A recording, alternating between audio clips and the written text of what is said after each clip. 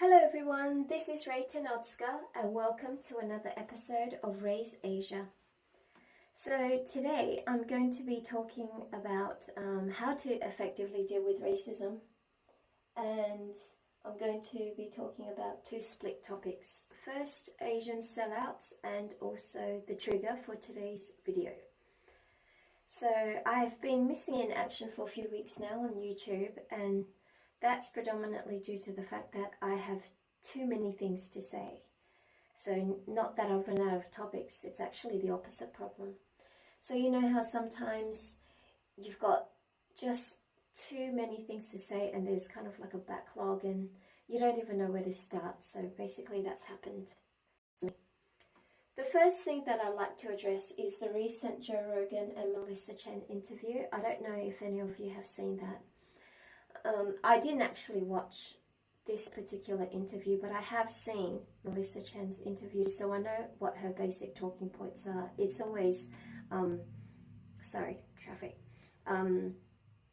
the usual Anglo-Western trope about China, and she basically regurgitates it verbatim. Just basically a talking mouthpiece for Fox. The thing that baffles me most is that these so-called Asian intellectuals in the Western sphere, they're anything but intelligent. Basically, they haven't bothered to do the most rudimentary researches, which baffles me, because I'm not somebody who's very knowledgeable, and I'm not a journalist. I'm just somebody who has a personal interest in things which align in my life, and I'm seeking answers to my own questions, and that's just about it. And I think the things that I do talk about, I have spent some time either talking to real life people about their opinions, or I've just been reading and doing research. And I really cannot believe a character like Chen can garner so much traction for spewing inarticulate, that they're not even facts. She's just like reeling off something that she's imagined. So I'm not gonna like critique her entire viewpoint, because frankly I can't be asked to. But her two biggest gripes that she has with basically China, Asia, and that I totally disagree with, I'm going to talk about right now. So Asians are not short on our versions of the African American Uncle Tom. We have the Uncle Changs, the Uncle Yangs, Auntie Chens, and the Auntie Lins. And the thing that baffles me most is the sheer stupidity of these like figures of representation, so-called, assigned by their current agenda as being representative of us, and I find it absolutely appalling. So one of Melissa's main talking points is she thinks that China and America should basically divorce economically, trade-wise, without any repercussions in her advocating for a global economic Armageddon. And not only that, but she's lacking in common sense because of how interconnected everything is these days. So it's not a simple matter of a divorce and who's going to get custody, because that's not it.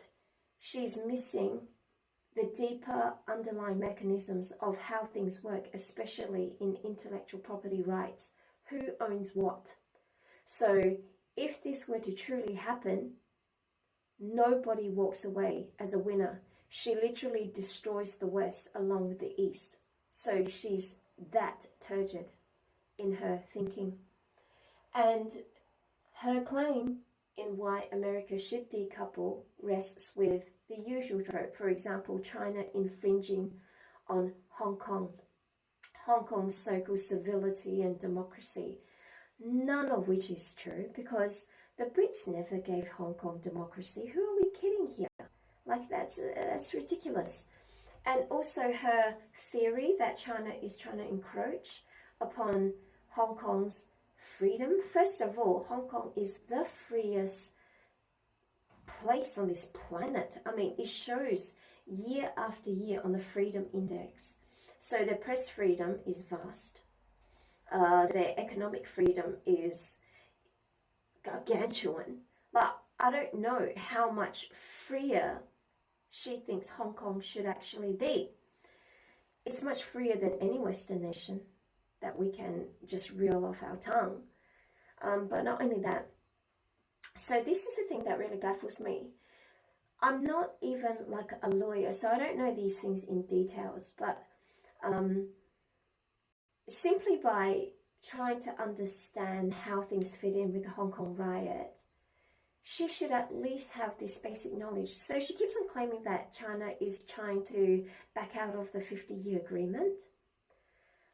You would have to be totally stupid to think China is trying to back out of a limitation it never imposed. So the arrow of time attests to sequences in life, and that adheres to what humans commonly interpret as logic. So that's what we have to follow, Melissa. So in 1982, Deng Xiaoping created Article 31 in the China Constitution for the special governance of the autonomous regions. And that, Article 31, has no time limit. That's indefinite. And the reason for writing in Article 31, which allows autonomy in these special regions for self-governance and economic systems and their own currency, yada yada, is simply because back then Hong Kong was the Pearl of the Orient. And the free market capitalist system at that time was working very well. And China's socialist system was not ready yet. Like, it had no report cards, so to speak. So it would in no way jeopardize an existing system that was working well, because the Chinese are amazingly pragmatic. So if you'd like to think of it, socialist was, like in physics terms, potential energy, whereas the free market system in Hong Kong was the kinetic energy. It was already working, it was already in motion. So Deng Xiaoping didn't want to jeopardize that when it took back ownership of Hong Kong, and hence it wrote Article 31 in to allow Hong Kong, Macau, Tibet to have its own autonomy, Taiwan. So yeah, that's the reason why it was put there. And the 50-year limitation was imposed by the Brits under the Basic Law, Article 5. So it's got nothing to do with China. The Brits actually imposed the 50-year limit that basically puts a kibosh to Hong Kong's freedom, not China. So why on earth would China try to encroach upon the freedoms of Hong Kong using this time limit as an excuse when it never imposed the time limit to begin with? Like, do you see how stupid this way of seeing things actually is? And also, the thing that makes me think this woman does not have any legitimacy in what she is saying is because, first of all, she totally is not presenting the other side of the story. Like, if you wanted to be an intellectual, of course you'd have to present both sides of the story. So the Hong Kong rioters, not Hong Kong people, just the rioters, they're traitors. It's an act of sedition what they're doing. They are actually breaking down the country in pursuit of something that doesn't exist. This so-called freedom doesn't exist in the West. And they are already the freest place on this planet. Time and time again, they come up as number one. So if you're number one, it means you've already reached the best place you can possibly be for that quality. So if you're already there, what are you fighting for? So you're literally fighting for nothing. And people like Melissa are encouraging them to fight for nothing while destroying their own place of abode. And she thinks that there's nothing wrong with that. Only Hong Kong, I think, in the entire context that we've documented human history, possibly it's the only place that has advocated for the return of the colonizer. And that's appalling. Their level of self-hatred has just gone above and beyond what is even considered fathomable for a normal sentient being. That's just like an African American now protesting for the return of slavery. Why would anyone do that? So under the British rule, they had the light and note pass, I think that's what it's called. Basically, Hong Kong people were restricted in their own movements in their own country. They had to obtain a written pass from the Brits to walk about in their own home past 11 p.m. Why aren't they bringing this up? Why aren't they bringing up the Wednesday floggings that happened at the bazaar?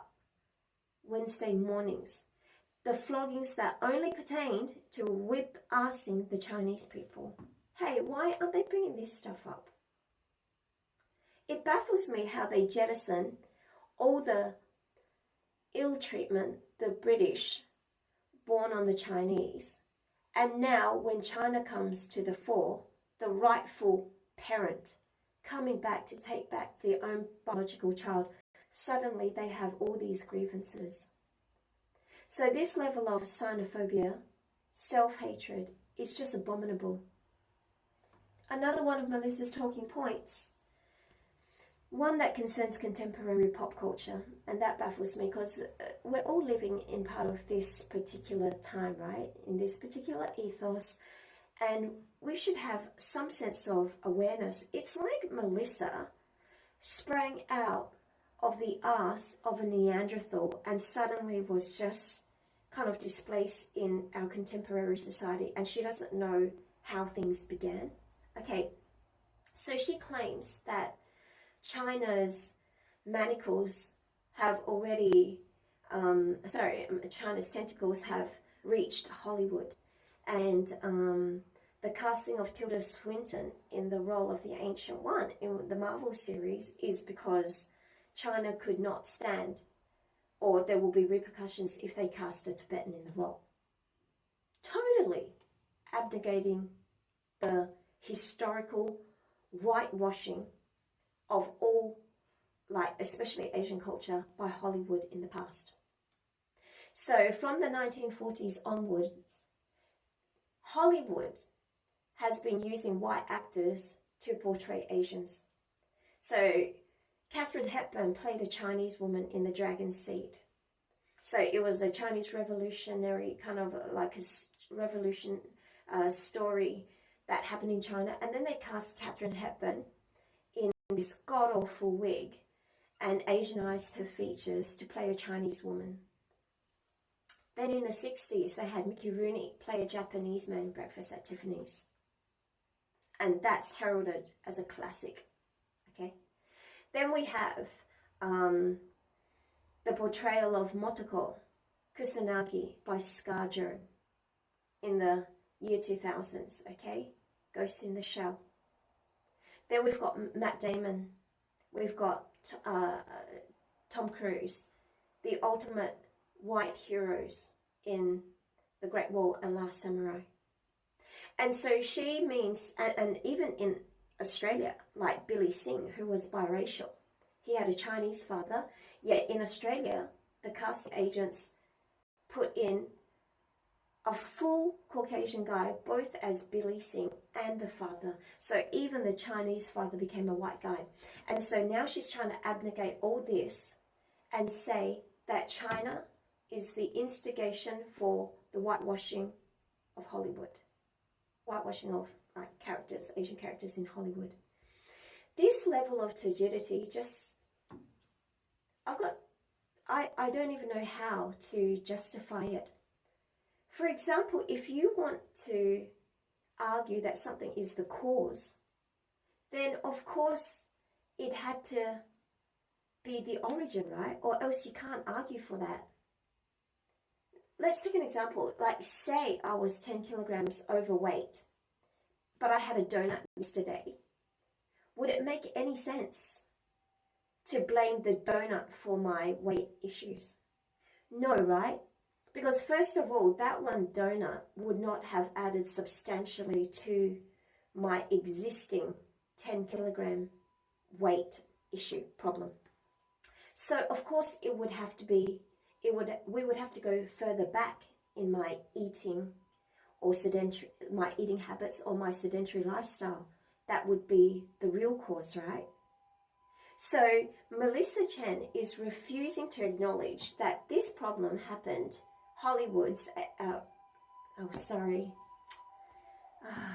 so Hollywood's Asian racism, probably it probably even like goes back, it harks further back than the 1940s, but as far as I know, from the 1940s onwards, it's already whitewashed its characters. So she claims that China's recent rise as the world's second superpower, which happened in about 2011, and its gradual power web is the cause for Hollywood's casting of white people for Asian characters. Like, that's some sort of messed up, asinine thinking process that nobody can fathom. Only Melissa can. And the reason why she's doing that, why she's saying these things, is simply for the white vote, which is pathetic.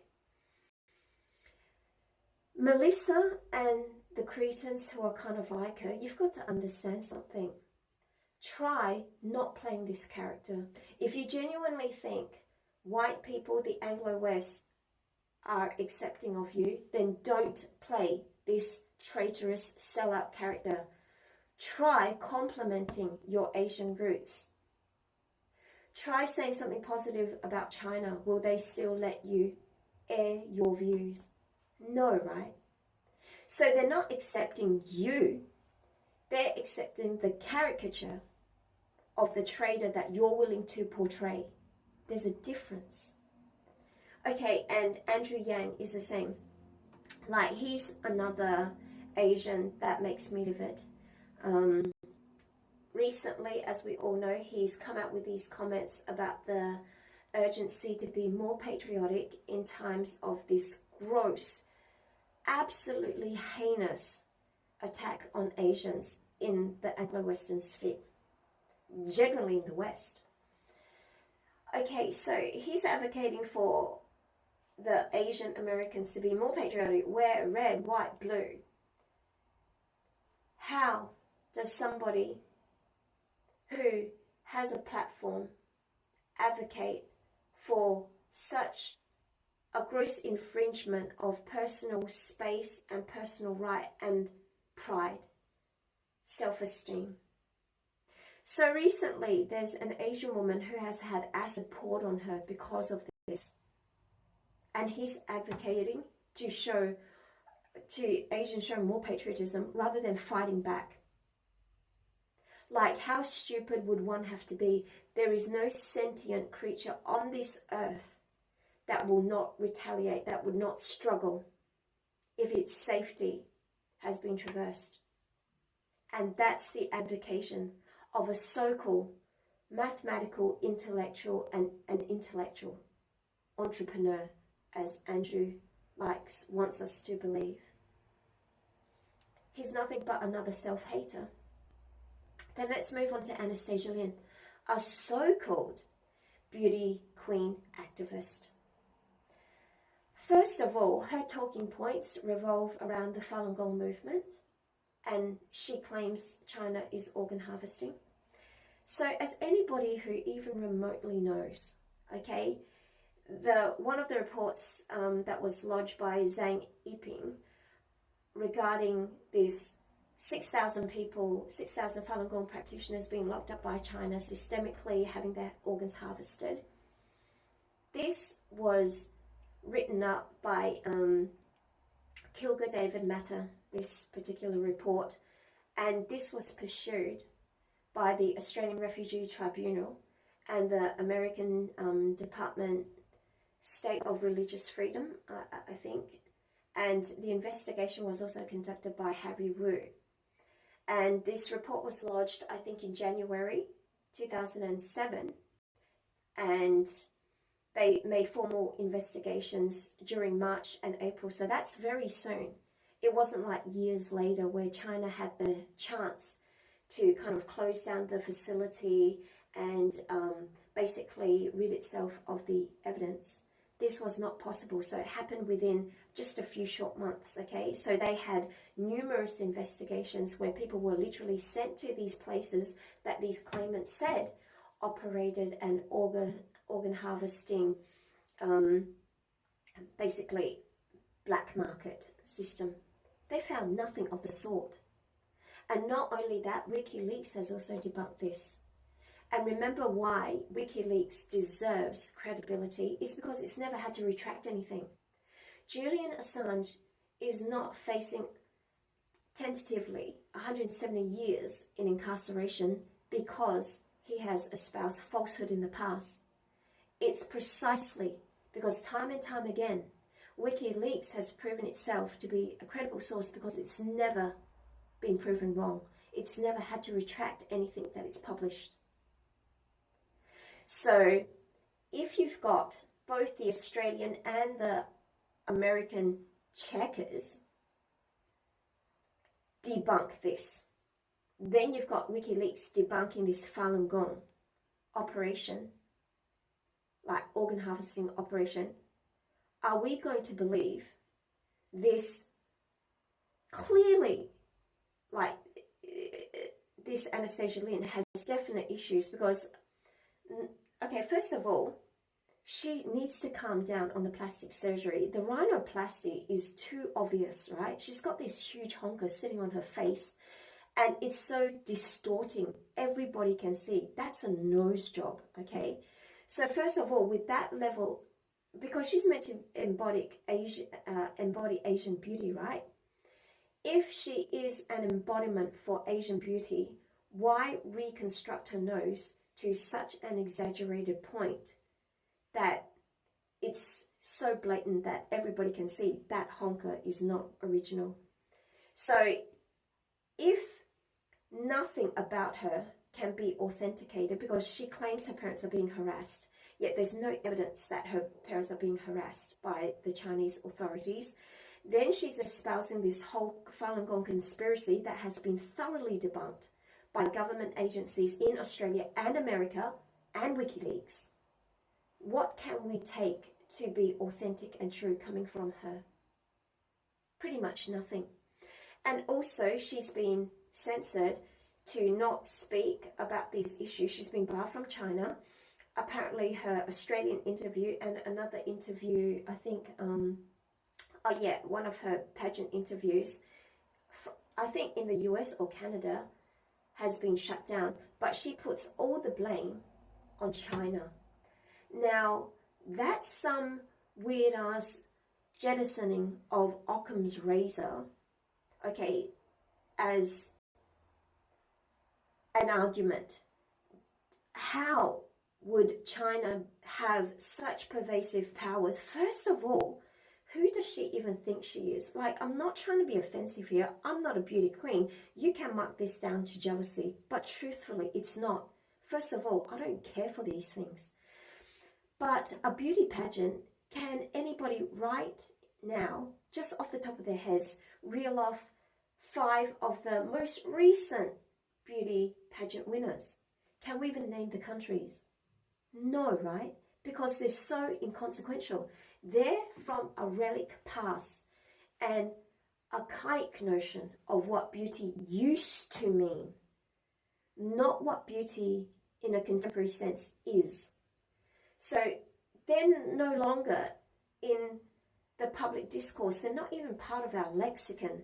So for her to claim that China is monitoring her every move and putting its claws out to Australian ABC, like, no offense to Australia, my home, Australia doesn't rank in terms of priority as a global presence. Nobody cares what Australia is doing. Fact, okay, fact. Like in Japan, we get no news about Australia. We don't get its prime ministerial elections. We don't understand what's happening environmentally. We don't care what's happening with the pandemic in Australia. There's nothing about Australia that registers any level of consciousness. So for her to claim that China has its claws out to censor Australia's ABC in interviewing her is just 7 shades of batshit insanity. First of all, imagine the narcissism that one would have to possess to think that a whole nation is targeting you when you are not Assange, when you are not Snowden, when you've had no valuable leaks. I mean, and that's another thing with the Changs and the Chens and the Lins. They tell you that they are against, that they're chastising, that they're denigrating, that they're incriminating China because of the human rights issue. Yet, surprisingly, Scott Warren doesn't make it in their argument. You know, the American that was arrested for giving out water to border crossers. Somehow Catherine Gunn doesn't come into the conversation. You know, the Brit that basically exposed the clandestine lie that the UK and the US basically made to coerce other nations into backing them in the Iraqi war. Somehow Assange being falsely accused, facing 170 years in solitary confinement, that doesn't come out. Mannings for exposing the Afghan files, that doesn't make it into the talking pieces, right?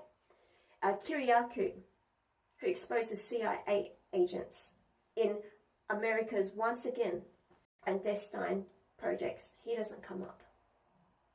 Binney doesn't come up. Why? If you're dead keen on human rights issue, why not talk about them? Australia, closed court for Agent K. Richard Boyle for exposing the ATO. 160 years for a guy who basically called out that the garnishee notes that Australia issues, basically like just taking money from ordinary citizens' accounts. And now he's going to face 160 years for exposing that. Wow. Somehow these human rights violations by the West never makes it as part of their discourse. Only China's violations, never the Anglo-West. I find that kind of amusing. I'd like to ask them, what are their opinions on these issues? Somehow they've refrained from articulating their sentiments on these issues. Self-hate is self-hate. Being a traitor is being a traitor. There's no reason for it. They just hate what they see in the mirror, and they hate everything that stems from these countries, rightly or wrongly. It doesn't even reach the point of a right and wrong. They're just cherry picking because of their internalized hatred for their own. Now, another reason why I wanted to make this video is someone so-called, they go by the moniker of Yukai Wang. Now, I don't even know whether this is a pseudonym or whether this is their actual alias. So he's basically been bombarding me twice on Quora, once on one of my YouTube videos, writing the same message again and again. Basically, he wrote this particular prose to me. In short, let me truncate what he's trying to say. He's telling me to take the moral high ground because articulating and arguing against racists is futile and that I should pity them. So in short, he's telling me to shut the fuck up. Okay, now it's this level of deep shittery by people like Wang, and they all rhyme, Yang, Chang, Wang. Okay, which causes a sense of irritation within myself. Asians have been doing nothing but taking the high road for centuries. What has this achieved? Yeah, we've achieved economic clout. Yet what is our standing? Nothing. What is our social standing in a global context? Nothing. And you can clearly see it this time.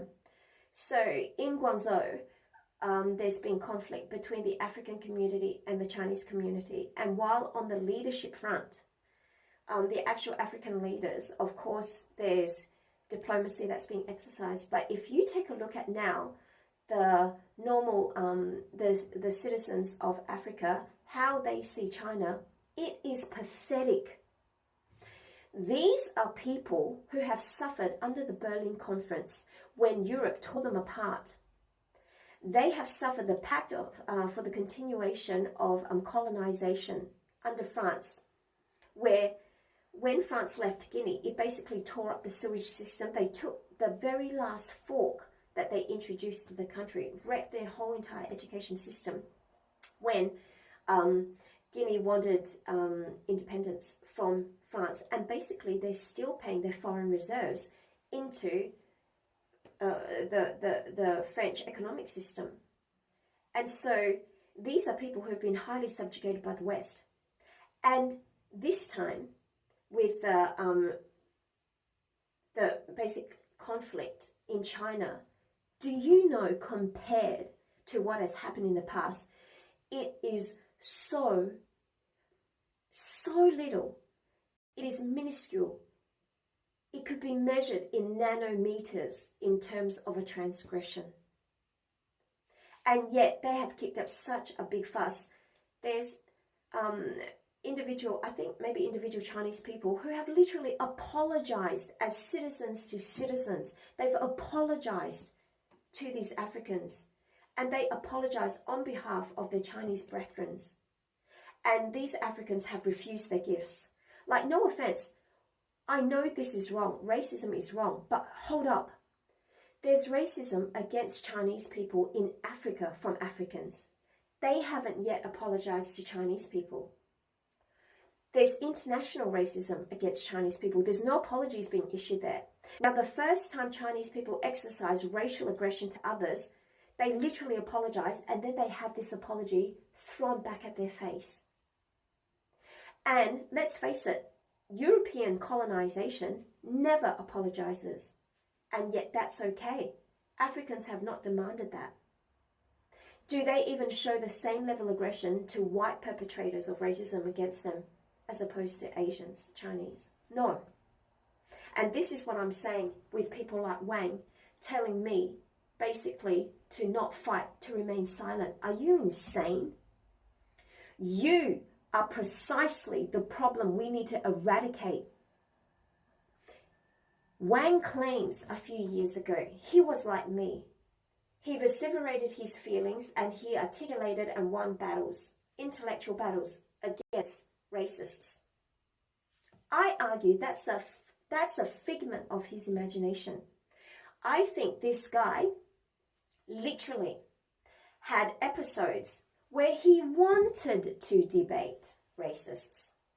And in his mind, he set up this looping system where you know how sometimes to make yourself feel better, you go through an episode in your life and then you recast yourself as a dominant, as a worthy foe. And then you imagine what you wanted to say, what you thought you should have said at the time, but you really didn't.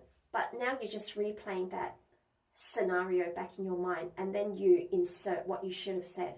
I think Wang has just put this on continuous loop, and he's convinced himself that that took place. It never did. Because I will tell you, I used to take everything as a joke. I never wrote things down as racial because I didn't want to believe that that's fundamentally all it meant to other people, that I was just a race or I was just a female. I didn't want to believe those. I bought into the whole Western narrative that we are judged as people first, and that if they had something, it must have been against me as a person. No, it doesn't. I finally figured this out, and it took a long ass time for me to figure this out. Everything that the current reigning empire is telling you to do is precisely the thing that they are not doing. And you have to make clear in your own mind, why is it, if this is the optimal way to deal with something, to take the moral high ground, that the empire themselves, where the notion of being the best is paramount, choose not to do that themselves? Think about that, you dipshit. Okay, I know how Caucasians deal with racism. The African Americans that I meet here, they are so used to racism that living in Japan is basically a boon in their self-esteem, because Japan will never be as racist as America is racist to them. So they've already elevated to a lofty position that they never thought that they would even attain. But white people here, now you honestly expect us Asians to take the moral high ground when Caucasians cannot even take us the slightest insinuation of disparity in treatment towards them.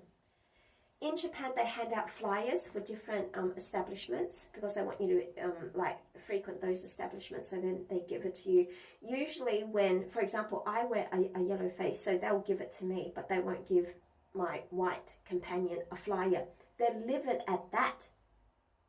They scream injustice, even not getting a flyer to an establishment that they never wanted to visit, that they never wanted to patronize anyway.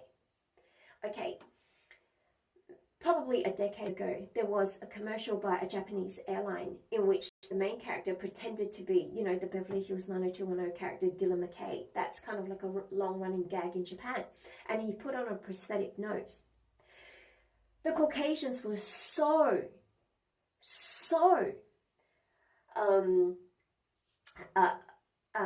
in grievance over this, that they boycotted and they protested until this ad was taken down. And for me, this was just Japanese humor, Japanese slapstick humor. Why can't white people take a joke? And can I seriously say, this big nose, while it was kind of like a caricature of Western prominent features, but in all honesty, as we all know, Asians actually think that's a positive trait to have a really high nose. So while it was having a little bit of, like, it was taking a jab at them for this particular feature, but it wasn't in the same way that the West makes fun of Asian eyes, because the Asian eye thing is seen to be a total, like, it's shading 100%, because it's not known to have any positive features, because they constantly say, oh, can you see because your eyes are so small, that kind of thing, right? There's no plus in that. Whereas the Asian mockery of this Western feature, it's only, if you were to gauge it as in terms of a percentage, it would only be like a 50% thing, because Asians genuinely think high noses, big noses, are aesthetically pleasing. Even a Roman nose they consider to be aesthetically pleasing. So I've no idea, like, even that slight joking mechanism where they are at the front of the joke, they couldn't handle it. They had to take that ad down. So what are you advocating for? First of all, Caucasian philosophy, Anglo-Western philosophy, being best is a virtue. Not being good. Like, Asians think being good is already enough, because being good, there's a lot to share. But being best, there's only one position, right?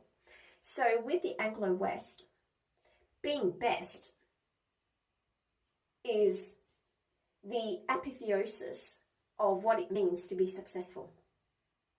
And would they ever take advice, or would they ever believe something which did not result in them being the best? No, right? So if they themselves never once refrain from speaking up when they receive any slight injustice, why is it that people like you, who have been whipped under their system, now think silence, which is what they're advocating for African Americans, remember, under slavery, turn the other cheek, are now advocating for us Asians as soon as we start speaking out. And you think this is logically coherent? How ridiculous. If taking the moral high ground was in fact the most effective, Caucasians would have been doing it first. The Anglo West would have been doing it first. The precise fact that they never do it is because it doesn't work. It's a load of hocus pocus. So don't give me that phantasmagorical realm of virtue that nobody can attain. Because should you attain it, it leads to the abyss. You basically fall. You continue to perpetuate your own oppression by not speaking up. And now idiots like Wang are telling people like me, there are already so few of us who actually take this vocal stand. Basically, he wants to diminish our numbers even further. How grotesque. If you don't tell the white man to turn the other cheek, if you don't tell the black man to turn the other cheek, you better as well not tell the Asians to do that. Like, how ridiculous for you to tell your own brethren, if you in fact are an Asian, to be quiet and continue to have acid poured on us, to continuously have, Jesus Christ, ambulance, to have to have China, for the whole Anglo-Western sphere, to demand reparations for this COVID-19 when we didn't make such demands on the swine flu, on Ebola, on MERS, on the Texas flu, erroneously named swine flu. The century of humiliation. Like, you are telling us that we shouldn't speak up when we suffered what we suffered and never asked for a cent. And now, at the slightest provocation, the Anglo-West is asking us to pay them for damages. What about them in enslaving an entire demographic, in plundering, smuggling opium to another, and in causing a whole nation to be addicted to a narcotic? Like, seriously, that is so pathetic, it blows my mind. So people like you, Mr. Wang, get out of my radar. We don't need you here. You are precisely our problem. People like you are the problem. And it disgusts me that it takes someone like me to have to raise the red flag. Like, I'm not even like any particular like academic historian or anybody who holds even a lofty position in any like major political arena or scientific realm. I'm just a normal person who has a normal functioning brain, who does a little bit of reading and who has social connections and just am observant about our life, and I can figure out that what you're espousing will lead us into the biggest pitfall ever. Even if we achieve economic like prowess, we will never get anywhere. It's precisely because of spineless, gutless freaks like you. So please, I welcome anybody, black, white, Asian, who wants to join this journey and this fight.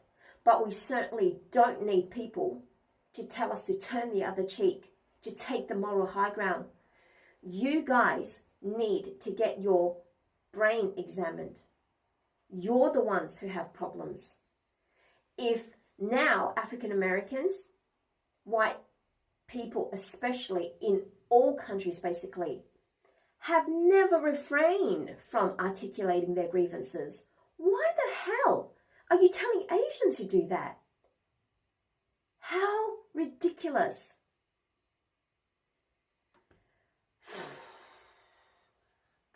Okay, so that's my rant for today. Yeah, everybody who follows me, who are really, really part of my gang, never let these people dissuade you. That's the worst thing you can do, is calm down. You must be angry. You must have passion. You must fight. For passion, anger is the impetus to revolutionize our current status.